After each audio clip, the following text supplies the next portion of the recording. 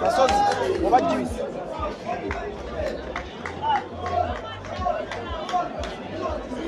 Chop it live, I'll support you. This is a big match.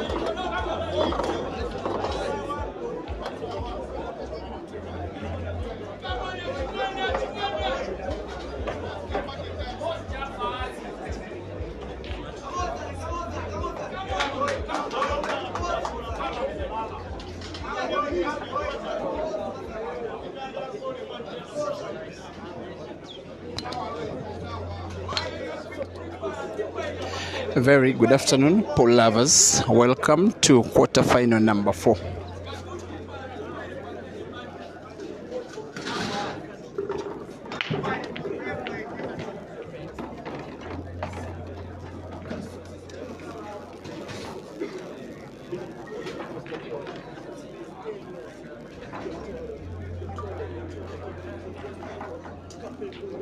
Francis. Kindly advise me in the comment section if you can pick the audio feed of this video now.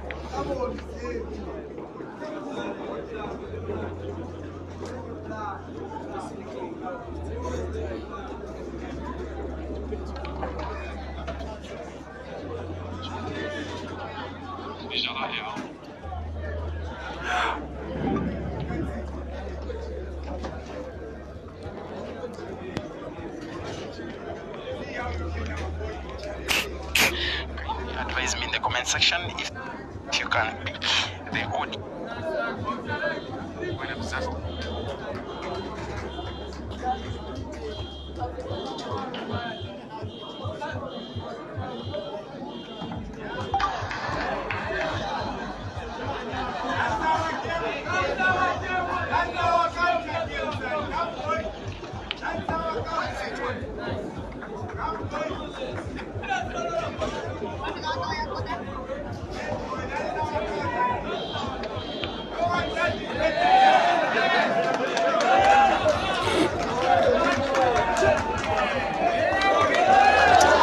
Now we are looking at one of these players playing like indeed a human being, another playing against a robot. Playing like a robot is Malawi's Sanford Given Ginte, who is looking like maybe, just maybe, the new tournament favorite, as he now leads by 4 frames to 1 against Uganda's Joseph Kasozi. The two are racing to 9 for a place in the semi-finals here at Club Timbakso in Eldoret in Kenya. The tournament is the biggest in the history of African pool in terms of the prize fund for the players. 32 players in the prize money, and all players that turned up today, even some who lost yesterday, are all in the money. And then players who are participating in the Shujawa Kenya tournament only for Kenyan internationals, as well as another for Kenyan internationals in the female gender. 3 tournaments in one, but the one that you're watching is the main one, in which Sanford Given now leads by 4 frames to 1. The interesting bit is that maybe 3 of the 4, if not all of the 4, have been won by one visit of the table from the guy that is, without a shadow of a doubt, not just the best player in Malawi, but also one of the very best that the continent of Africa has to have on offer today. Once again, Sanford Given 4 and Joseph Kasozi 1, race to 9.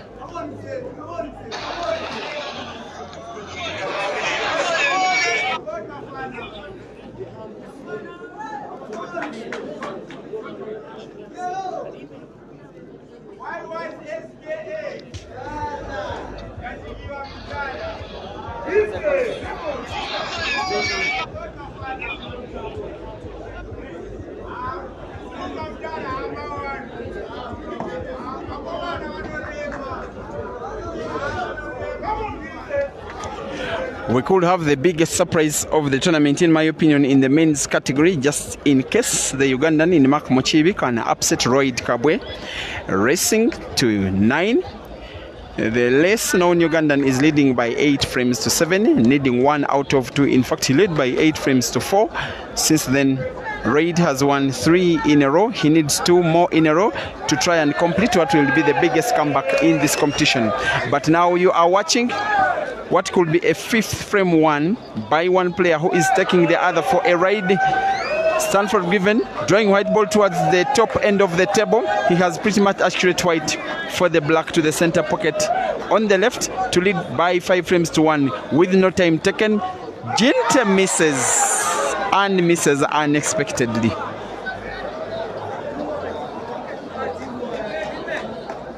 And who saw that coming? Not myself, not yourselves, not when Ginte is playing. And in the meantime, the Ugandan Joseph Kasozi, don't take him for granted. He's the only player in the competition who has won 2 matches out of the 5, all of them winning by 9 frames to 0. 1 against his fellow Ugandan in the first round, he's called Edgar. 9-0 it went, and then in his match in the round of last 32, he took down,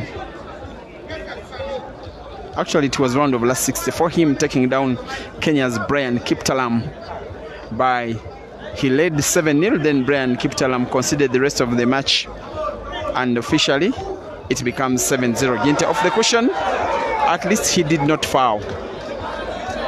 Fans are amazed at what he is doing, Ginte, and they definitely are supporting him. They just love his entertainment. They believe that he provides a spark to the tournament. They just want him for as long as possible. That was a bit risky from Joseph Kasozi, but is demonstrating why many in his home country call him the sharpshooter. Because it was the would be difficult ball of his on the table. He took the risk to pot it. The fact that it went in, it's giving him a groove to try and pull one back, try and punish Ginte for the miss on the black that he had.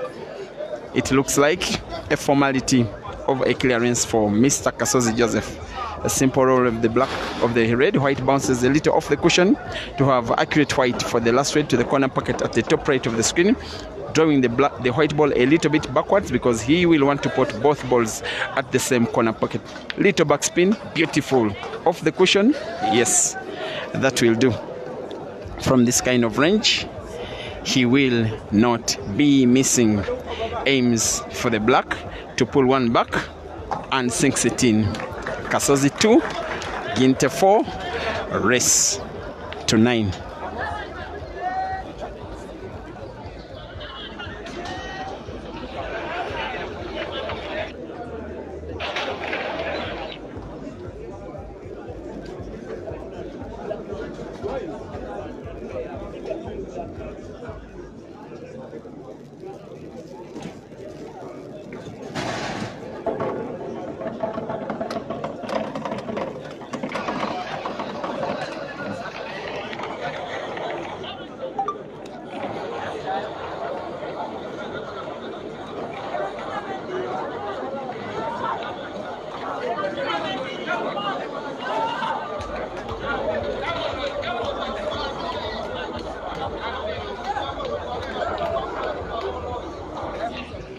Still 9-8. Royd fighting like a wounded lion.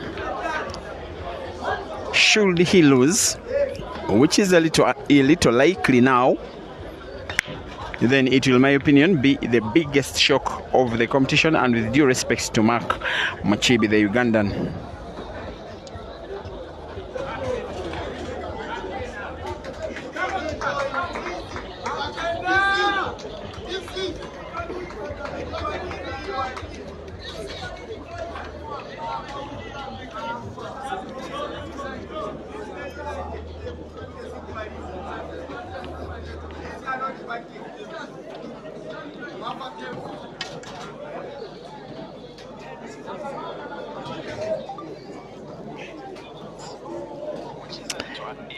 Innocent Mola Mumawoko, thank you for watching. You are on the internet advising Ginte to relax. You say that fans getting into his head, saying Kasozi is not a bad.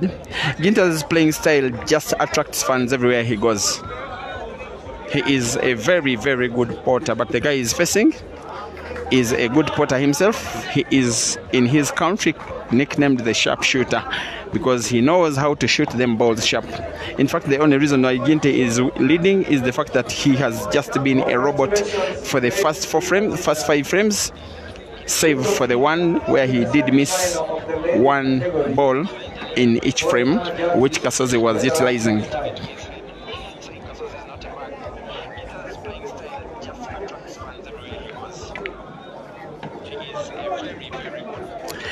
The internet is awash with this competition. Personally, I am streaming 2 matches, one between Mark Muchibi and Raid Kabwe, and the one that you are watching, and combined both of them have more than 2,000 views live, and yet they are growing even bigger and wider. Thank you, Africa. Versus Patricia Keruche. Patricia Keruche and Kamau proceed to table number 8.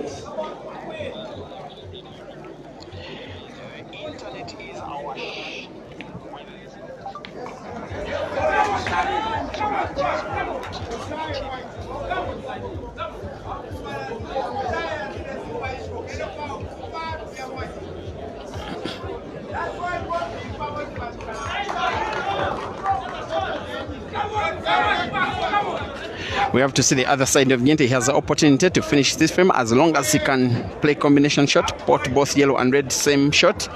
Lovely. With Ginte shooting as good as he does, with production of that shot at the time that he warrants it, you just have a feeling that frame number 7 is also going the way of the Malawian.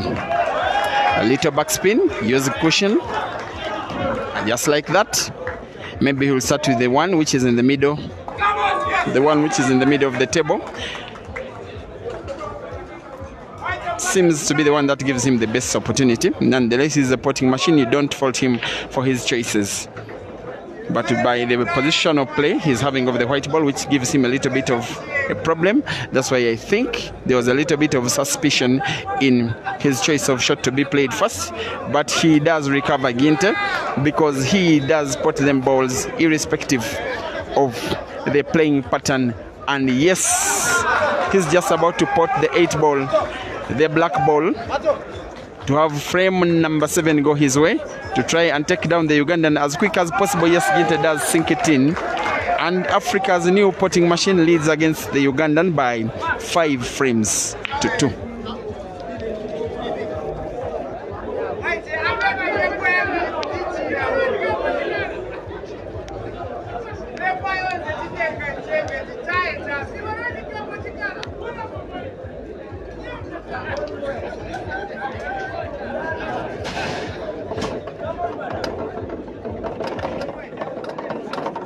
And by the way, it is 8-8 between Mark and Reid, with 4 frames being won in a row. After the Ugandan Mark leading by 8 frames to 4, he has pulled back 4 in a row. Reid vindicating his status as the one of the new tournament favorites, especially if he can win this decider, which I think he'll be favorite too, because he's the guy now, not just with the experience but also momentum on his side.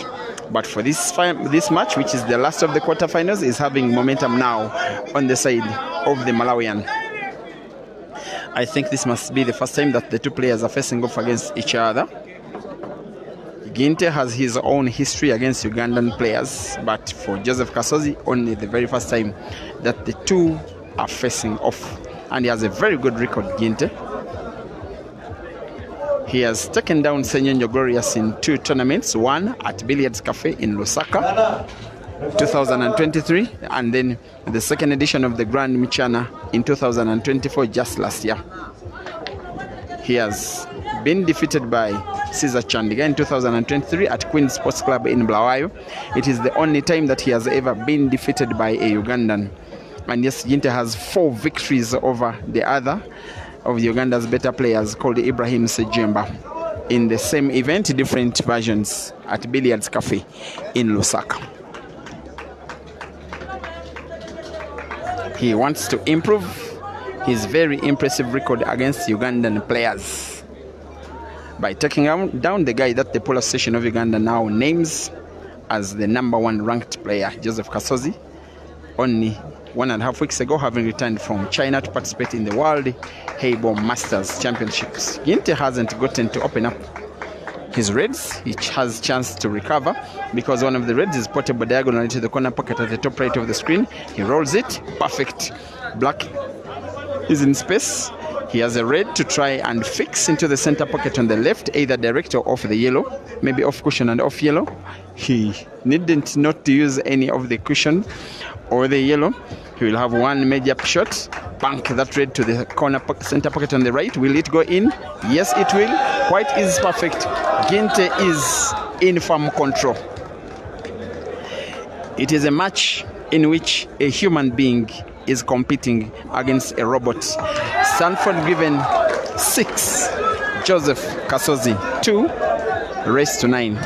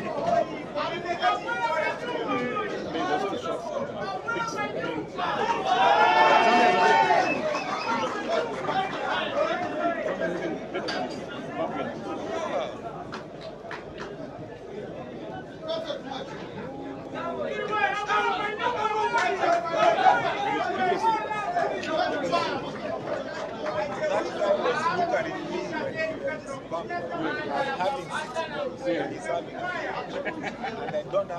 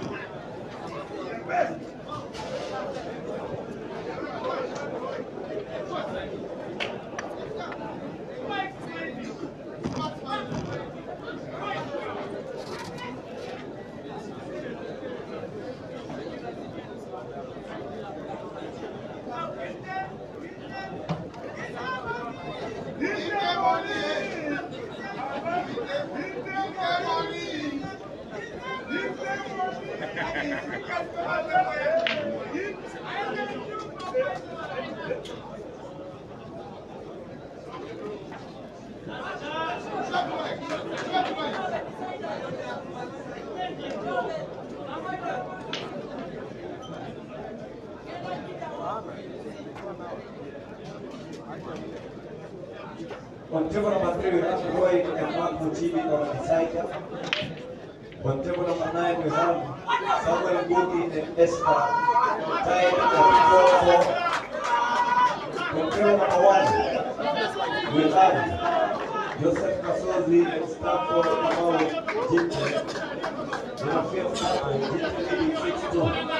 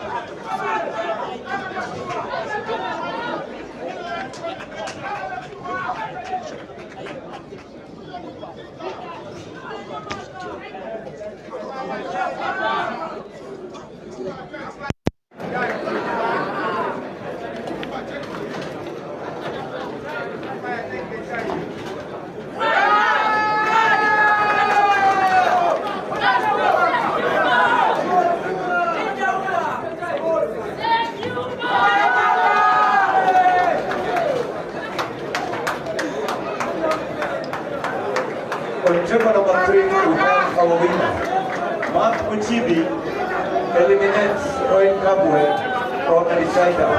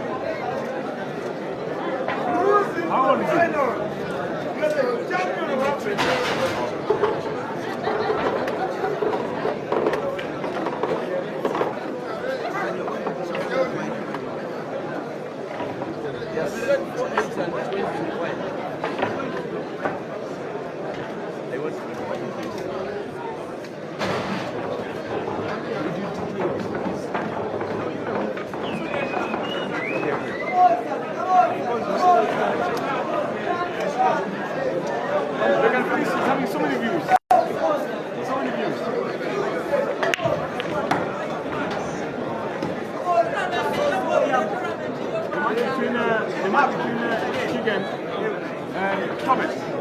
Keegan versus Nani. Keegan Nani, 13,300. Check tomorrow, they will be 40. Yeah, exactly. Very big deal.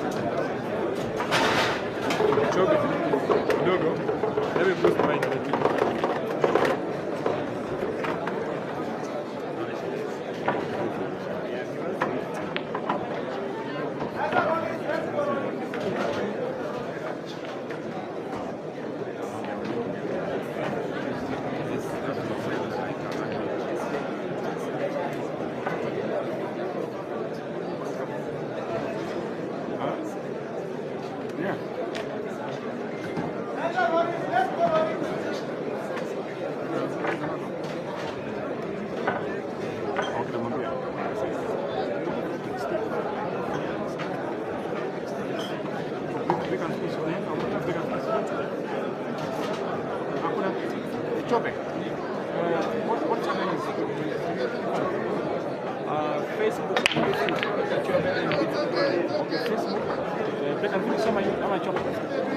Facebook. No, YouTube is Tobe Live. YouTube Tobe Live. We just check Tobe Live. Tobe Live.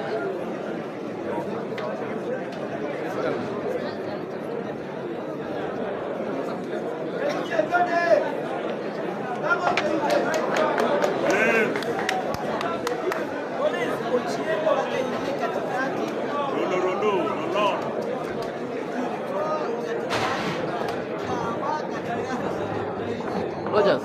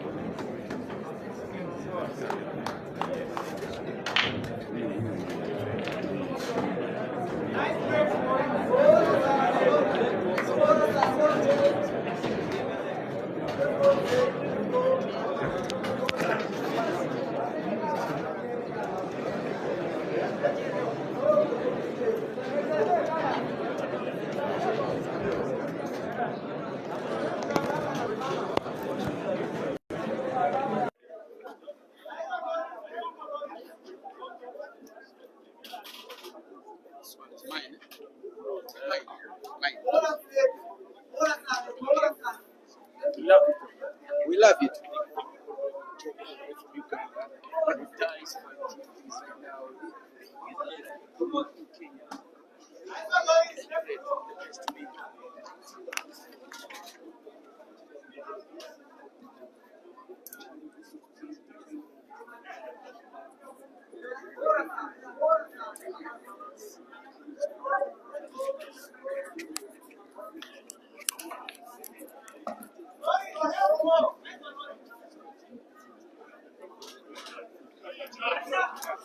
From wherever you are watching, you are watching the second last quarter final in this ongoing big comp. Two players have been confirmed into the semi-finals. Who won between the Tanzanians, Dansan and Paulo? Duncan and Isaiah. I think the Tanzanian Isaiah Paulo is in the semi-finals. I last checked out when he was leading bigly. Now I'm not seeing action on his table. I am just assuming he's into the semi-finals, just as is another Ugandan, that is Mark Muchibi, dark horse of the competition so far. And then one of these two, most likely Ginte, because of the fact that he's not only leading but also playing better. The other shall be the winner of the match, that includes Zimbabwe's Eshka Chimbwanda and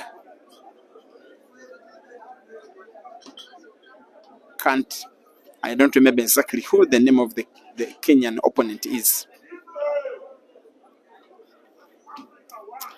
The Kenyans do love Ginte because of not only his playing style, but for the fact that he has been in Kenya for quite some time,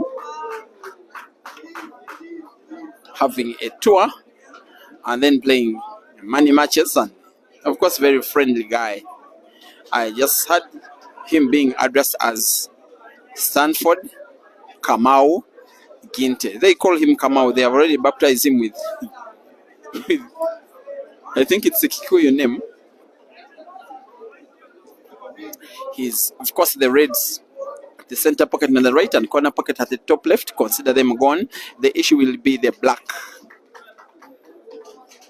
He may now decide to play safety because he's not so certain that he will be potting black once he finishes the red. I'm not so certain that white ball can pass in between yellow and black to have the black sunk.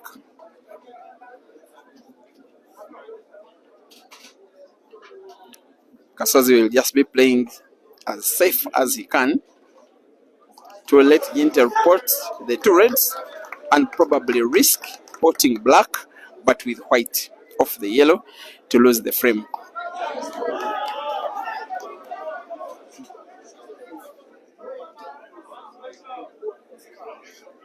And as early as afternoon, we have players in the semi-finals. Time is well kept. There is also the Shujaa wa Kenya that is ongoing, tournament of Kenyan players only. Also, Shujaa wa Kenya ladies category.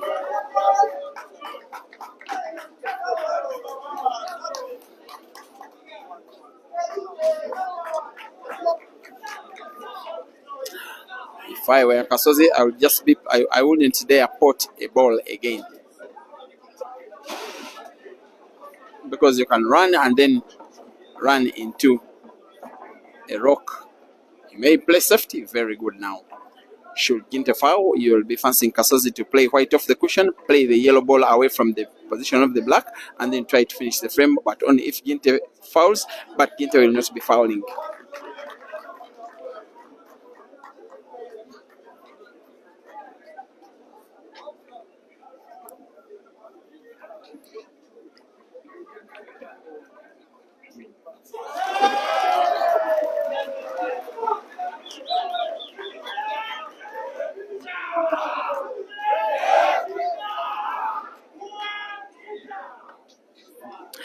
Ginte is attempting now combination shot. Pot red to the center pocket on the right. White ball being played into the corner pocket at the top left to pot both red and black and thereby win the frame. But if he misses the red and pots the black, of course, he loses the frame.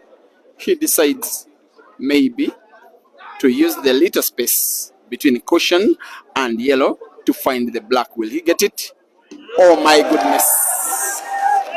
Stanford-driven Ginte produces a skill of ages. That is why he's a very adored player. They just love him because of what he can do on the table. That one was a skill from the top draw and puts him into pole position to defeat Joseph Kasozi in the next 5, 10, 15 minutes of this match. He leads by 8 frames to 3. He's on the field.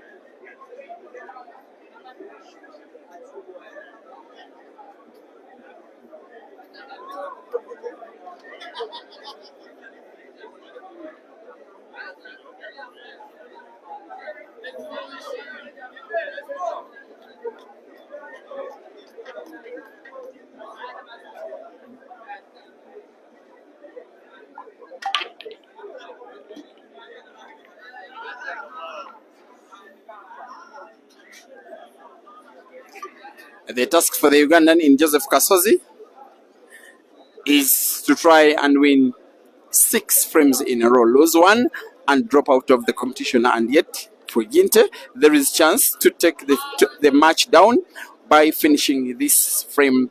That is now the Reds. Looks like Ginte's final lap, unless something comes bad with his attacking play. There he gets to miss a ball to allow Kasozi chance at least to play. He just becomes unplayable sometimes. Ginte, when he puts balls as though he's stealing them from the table.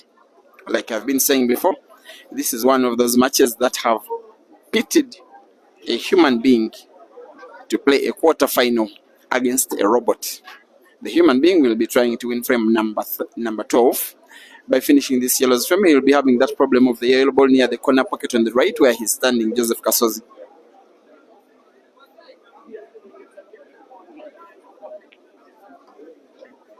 How good will the white ball be? I don't think it will be good enough. He's denied the easier pot of the 4. That yellow ball near that center pocket at the right. He will be fancying his chances to roll the yellow ball on the left, the corner pocket at the top left. Normally he puts these ones easy. Control of the white ball in this case hasn't been all that good, all that neat. He looks to be in a little bit of trouble, the Ugandan Joseph Kasozi.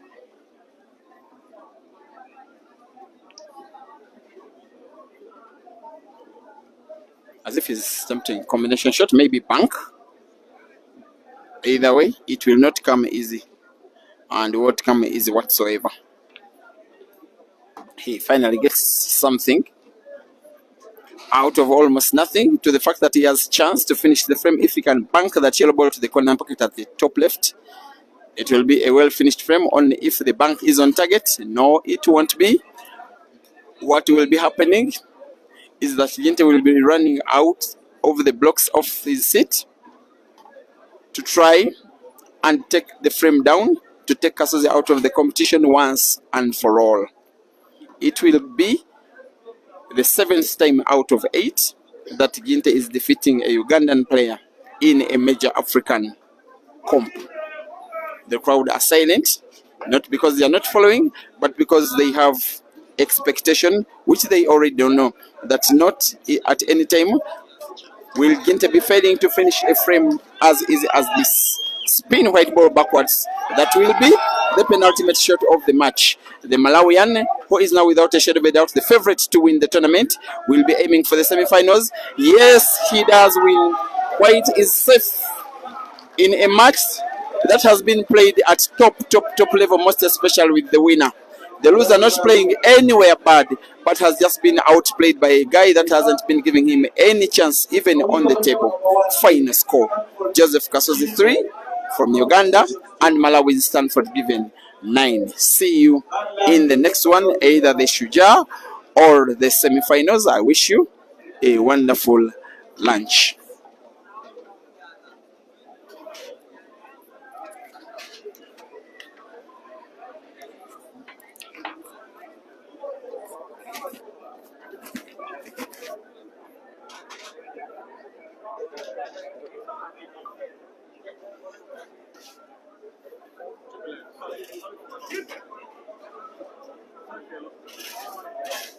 No, we were outplayed.